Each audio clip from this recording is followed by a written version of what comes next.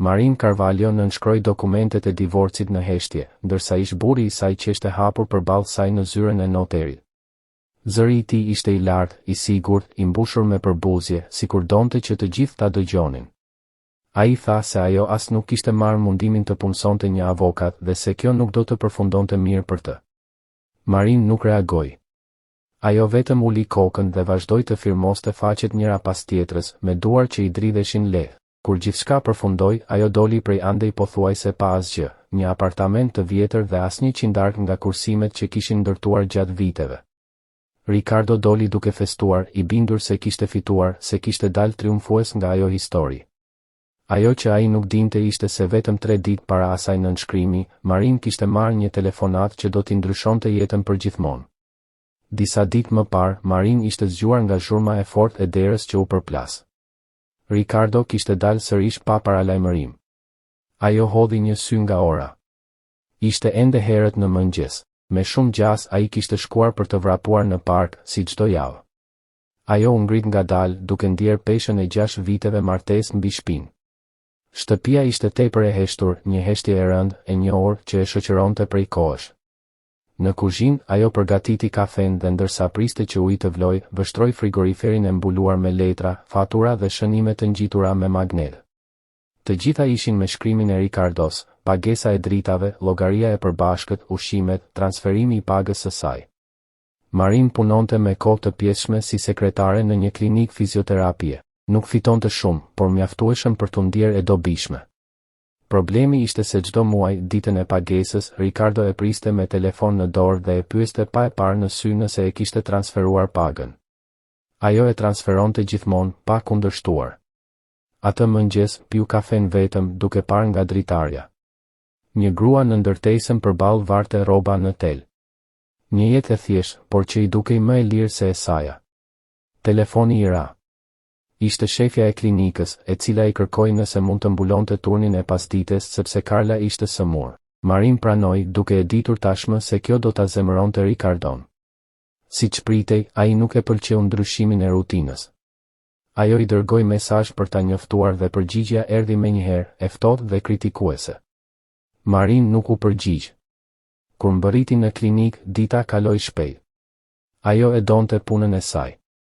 Atje ndihej e parë, e vlefshme. Por gjithçka ndryshoi kur dera u hap dhe Ricardo hyri brenda, i veshur me kostum, me atë qëndrim autoritar që e karakterizonte. Ai i kërkoi të dilte menjëherë. Ajo u përpoq të kundërshtonte, por toni i tij ishte i prerë. I frikësuar, i njohur, ajo u detyrua të shpikte një emergjencë familjare dhe të largohej. Në makinë, pas një heshtjeje të rëndë, ai e tha pa emocione, donte divorcin. Fjalët i ranë Marin si një goditje. Ai tha se ajo nuk po evoluonte, se ai meritonte dik në nivelin e tij. Kur ajo e pyeti nëse kishte dik tjetër, ai përmendi Fernandën nga zyra e tij. Një grua që Marin e njihte mirë, e sigurt, elegante, gjithçka që ai thoshte se ajo nuk ishte. Ricardo i shpjegoi kushtet me qetësi cinike. Ajo do të mbante apartamentin e vjetër që kishte qenë i SMs. Ai do të mbante shtëpinë, makinën dhe kursimet. Sipas tij, ishte e drejtë. Kur Marin guxoi të pyes çfarë ndodhte nëse nuk pranonte, ai e paralajmëroi se nuk kishte para për avokat dhe se ai e njihte sistemin. Ishte më mirë të pranonte. Kur u kthye vetëm në apartamentin e zbrazët, Marin lexoi dokumentet. 20 faqe të ftohta juridike që e reduktonin 6 vite jetë në asgjë. Ajo ishte vetëm. Nëna kishte vdekur, nuk kishte vëllezër apo motra, dhe miqt ishin larguar me kalimin e viteve. E lodhur, ajo ra në gjumë duke qarë. Në mbrëmje, pasi u zgjua, telefoni i shtëpisë ra. Një zë i panjohur u prezantua si Dr. Hector Almeida, avokat. Ai e informoi se tezja e saj, Helen Carvalho, kishte ndëruar jetë 2 javë më parë dhe se Marin ishte trashëgimtarja e vetme. Lajmi e tronditi. Ajo kishte kohë pa folur me tezen, një grua e mbyllur, diskrete, që jetonte në heshtje. Të nesërmen, gjatë pushimit të drekës, Marin shkoi në zyrën e avokatit. Atje, mes librave dhe dosjeve, ajo dëgjoi diçka që nuk e kishte imagjinuar kurrë. Helen Carvalho nuk kishte lënë vetëm një shtëpi të vjetër. Ajo kishte lënë prona të shumta tregtare, pasuri të konsiderueshme, pjesë në kompani dhe një fabrikë tekstili që kishte kaluar brez pas brezi në familje. Marin ndjeu se i merrej mendja. Tezja e saj kishte jetuar thjesht, pa u mburur kurrë, duke administruar gjithçka në heshtje. Teksa lexonte shifrat e inventarit, Marin kuptoi se jeta e saj, e cila vetëm një ditë më parë duke i shkatëruar, po hapej drejt një rruge krejt të re.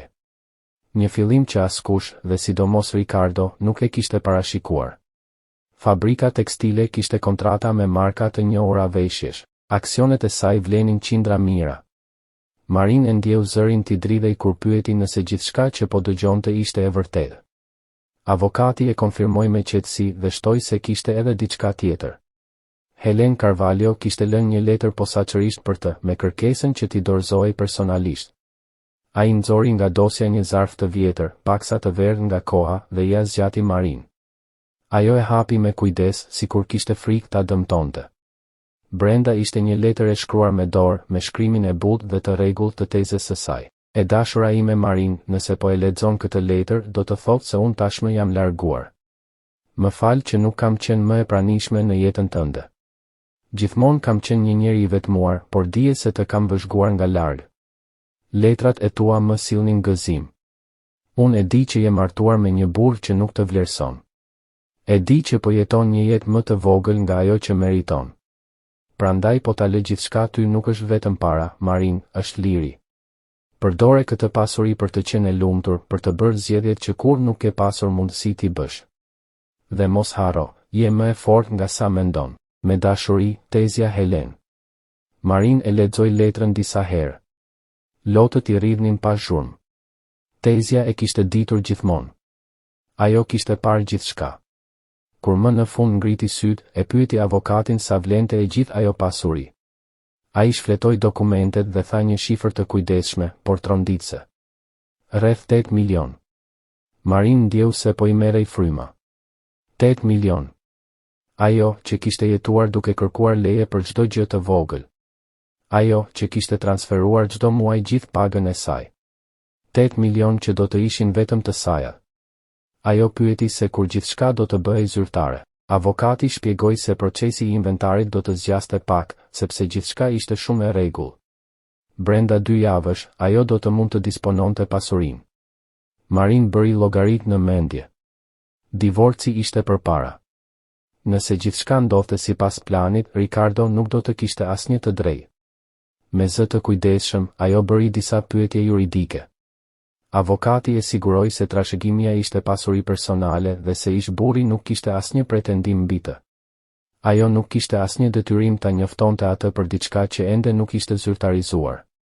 Kur doli nga zyra, Marin ndjeu këmbët t'i dridheshin. U ul në një stol në një shesh të vogël dhe vështroi njerëzit që kalonin.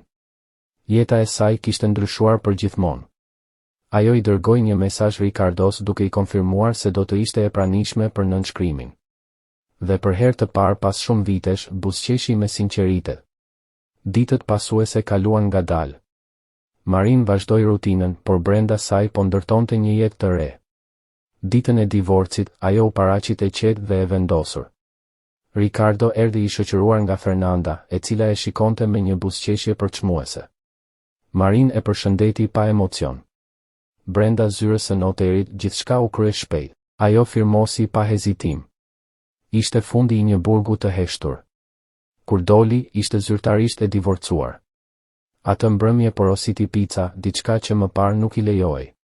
Pak ditë më vonë, avokati e njoftoi se inventari ishte drejt përfundimit. Kur gjithçka u zyrtarizua, ai dorëzoi çelësat, dokumentet dhe kartat bankare.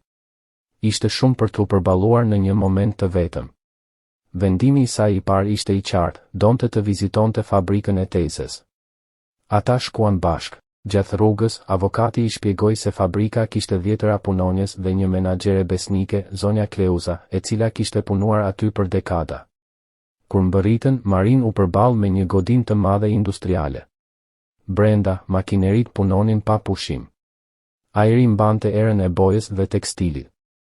Zonja Kleuza e njohu menjëherë. Ishte emocionuese për të dyja. Ajo i tregoi gjithçka dhe i shprehu dëshirën për të vazhduar punën. Marin e pranoi pa hezitim. Atë natë, Marin dha dorëheqjen nga klinika. Nuk kishte kthim pas.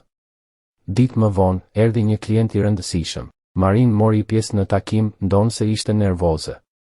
Ajo foli me siguri dhe qartësi. Klienti, Gustavo, u impresionua nga vendosmëria e saj dhe tha se do të sillte përgjigje pozitive. Kur u kthye në shtëpi atë mbrëmje, Marin ndjeu krenari. Për herë të parë, ajo po jetonte jetën e saj sipas zgjedhjeve të veta. Qyteti, që dikur i dukej i pamëshirshëm, tani i dukej plot mundësi. Por ajo ende nuk e dinte se dikush tjetër ishte shumë pranë zbulimit të së vërtetës për trashëgimin e saj. Dhe ai zbulim nuk do të kalonte pa pasoja. Ricardo, në zyrën e tij, po shqyrtonte një çështje, pa e ditur se shumë shpejt do të përballej me diçka që nuk e kishte parashikuar kurrë. Kur Ricardo mori një telefonat nga Marcos, një koleg avokat që merrej kryesisht me inventar dhe trashëgimi, ai nuk i kushtoi shumë rëndësi në fillim. Zëri i Marcosit dukej i zakonshëm, pothuajse i painteresuar, por pyetja që pasoi e bëri Ricardon të ngrinte vetullat. Marcos i tha se po shihte një inventar të përfunduar së fundmi dhe se trashëgimia ishte lënë për një grua me emrin Marin Carvalho. Me një ton thuajse kureshtar, ai e pyeti nëse bëhej fjalë për ish gruan e tij. Ricardo ndjeu se gjaku i ngriu në damar. Ai pyeti çfarë trashëgimie ishte kjo, duke menduar se duhej të ishte ndonjë keqkuptim i vogël, ndoshta një apartament i vjetër ose ndonjë shumë modeste parash. Por Marcos vazhdoi, pa e kuptuar tronditjen që po shkaktonte.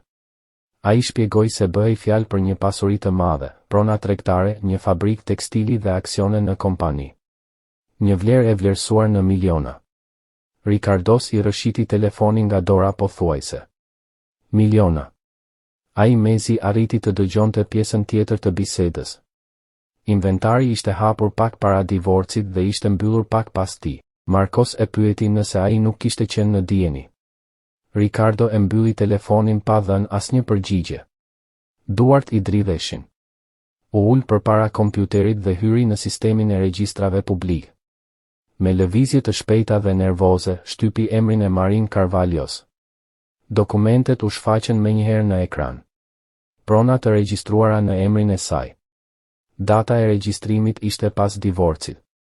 Gjithçka ishte e pastër, e saktë, ligjore. Ai e kuptoi menjëherë. Tezja kishte vdekur përpara divorcit. Marin e kishte ditur. Ajo kishte heshtur.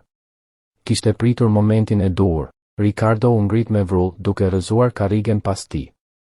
Një praktikant e pyeti nëse ishte mirë, por ai i bërtiti të largohej nga rruga e tij. Mori xhaketën dhe doli nga zyra si i tërbuar.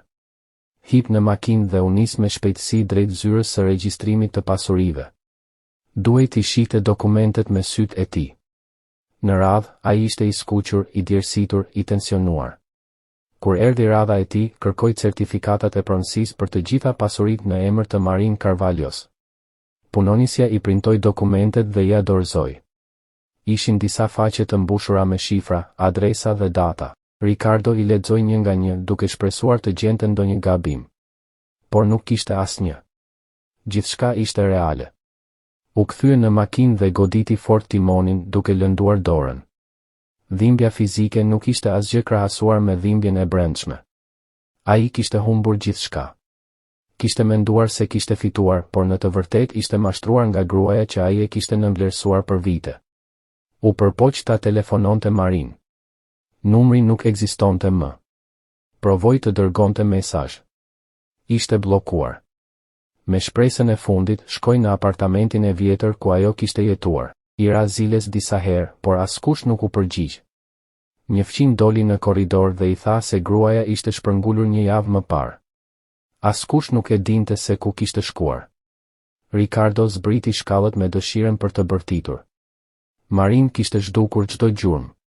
Kur u kthye në shtëpi, e gjeti Fernandën të shtrirë në divan duke parë televizor. Ai hodhi dosjen në dy sheme dhe i tha se Marin kishte trashëguar miliona. Fernanda u ngrit menjëherë, e shokuar. Ai i shpjegoi gjithçka, me zë të ngjirur nga zemërimi dhe dëshpërimi. Fernanda e pyeti nëse kishte ndonjë mënyrë ligjore për ta kthyer situatën, por Ricardo e dinte tashmë përgjigjen. Nuk kishte asgjë për të bërë. Marin kishte vepruar brenda ligjit. Fernanda filloi të ecte nervoze nëpër dhomë.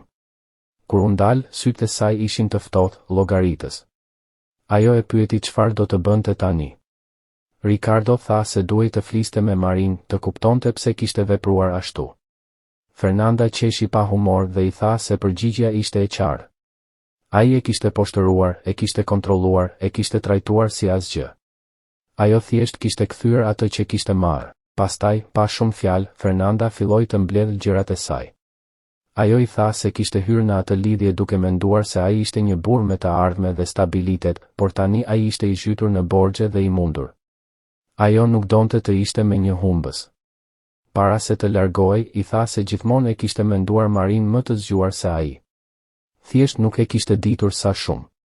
Kur dera u mbyll, Ricardo mbeti vetëm I shkatëruar. Brenda pak orësh kishte humbur gjithçka. Ditët që pasuan ishin edhe më të errëta. Ai u përpoq të merrte informacione nga avokatët, shkoi në fabrikë, por u ndal nga sigurimi. Marin nuk pranonte ta takonte. Obsesioni e pushtoi. Nuk përqendrohej dot në punë, bënte gabime, humbiste klientë. Partnerët e tij filluan të shqetësoheshin. Ata I sugjeruan të merrte pushim, të rregullonte jetën personale. Ricardo e dinte se karriera e tij po shembej. Një javë më vonë, ndërsa po pinte kafe pranë zyrës, e pa Marin duke hyrë në një dyqan luksoz. Ajo duke I krejt ndryshe, e sigurt, elegante, e qetë. Ai vrapoi pas saj dhe hyri në dyqan. Kur e thiri me zë të lartë, ajo u kthye dhe e pa asnjë emocion. Kur ai e akuzoi për mashtrim, Marin ju përgjigj me qetësi se nuk kishte fshehur asgjë. Ajo thjesht kishte ndjekur rregullat. Kur ai u përpoq ta ndalte, ajo ja largoi dorën dhe I tha se nuk kishte më ne. Ajo u largua me zonja Kleuzën, duke e lënë Ricardon të vetëm, të turpëruar, të mposhtur. Muajt kaluan. Jeta e Marin mori formë të re. Ajo jetonte në një apartament modern, punonte me përkushtim, drejtonte bizneset me përgjegjësi dhe qetësi, ndërsa Ricardo, I vetëm dhe I thyer, po përballej çdo ditë me pasojat e zgjedhjeve të tij. Dhe ndërsa ai mendonte se gjithçka kishte marrë fund, nuk e dinte se Marin ende kishte forcën dhe zgjuarsinë për të ndërtuar edhe më shumë, në heshtje, larg syve të tij. Ai nuk do të kthehej më. Po e largonin në mënyrë të butë, pothuajse të sjellshme. Pa rrogë, Ricardo filloi të vononte pagesat. Shtëpia që kishte mbetur me të pas divorcit ishte e hipotekuar. Disa muaj më parë ai kishte marrë një hua të madhe për t'i bërë përshtypje Fernandës me dhurata të shtrenjta, për t'u dukur më I suksesshëm se sa ishte në të vërtetë. Tani, pa para që hynin, banka filloi ta telefononte vazhdimisht. Kishte vetëm 2 muaj afat për të paguar, ose do ta humbiste shtëpinë. Ricardo u përpoq të shiste makinën, por modeli kishte humbur vlerë. Mori një shumë të ulët që mezi mbuloi gjysmën e borxhit. Një mbrëmje, ai rinte ulur në errësirën e dhomës së ndenjës, me mendjen e mbushur nga ankthi, kur telefoni ra. Ishte një numër I panjohur. Alo, Ricardo? Jam Durpal, kemi punuar bashkë në disa raste. Ah, po, përshëndetje. Kam dëgjuar që po kalon disa vështirësi dhe kam një propozim për ty. Ricardo u gjallërua. Për herë të parë pas shumë kohësh, ndjeu një fije shprese. Çfarë lloj propozimi? Kam një kliente në një divorc shumë të ndërlikuar. Burri I saj është gjithashtu avokat dhe po përpiqet ta lërë pa asgjë. Mendova se mund të më ndihmosh në këtë rast. Sigurisht, pranoj, tha Ricardo pa hezitim. Shumë mirë. Por ka një detaj. Klientja nuk ka para tani. Ajo do të paguaj vetëm pasi divorci të përfundoj. Është një punë që paguhet sipas rezultatit. Ricardo hezitoi për një çast. Punë pa garanci pagese. Në një kohë tjetër do ta kishte refuzuar menjëherë, por tani nuk kishte luksin të zgjidhte. Në rregull, pranoj. Rasti doli të ishte I lodhshëm dhe I dhimbshëm. Gruaja qante në çdo takim. Procesi zvarritej dhe burri I saj ishte agresiv. Ricardo punonte me orë të tëra, ditë pas dite, por nuk shite asnjë lehë. 3 muaj më vonë, më në fund fituan çështjen. Gruaja mori gjysmën e pasurisë. Ajo e pagoi Ricardon një shumë të drejtë, por që mezi mbuloi borxhet e tij të grumbulluara. Ai ndjej I thyer, I raskapitur dhe thellësisht I vetëm. Një pasdite, duke ecur në qendër të qytetit, Ricardo pa diçka që e bëri të ndalonte. Marin Carvalho po dilte nga një restoran. Ajo nuk ishte vetëm. Pranë saj ishte një burr rreth të 50-tave, I veshur me elegancë, që qeshte dhe bisedonte me të. Ata dukeshin të afërt, të qetë. Një ndjenjë xhelozie e goditi Ricardon. A kishte ajo dikë tjetër? Ai I vështroi nga larg. Marin dhe burri u ndan me një shtrëngim duarsh të përzemër.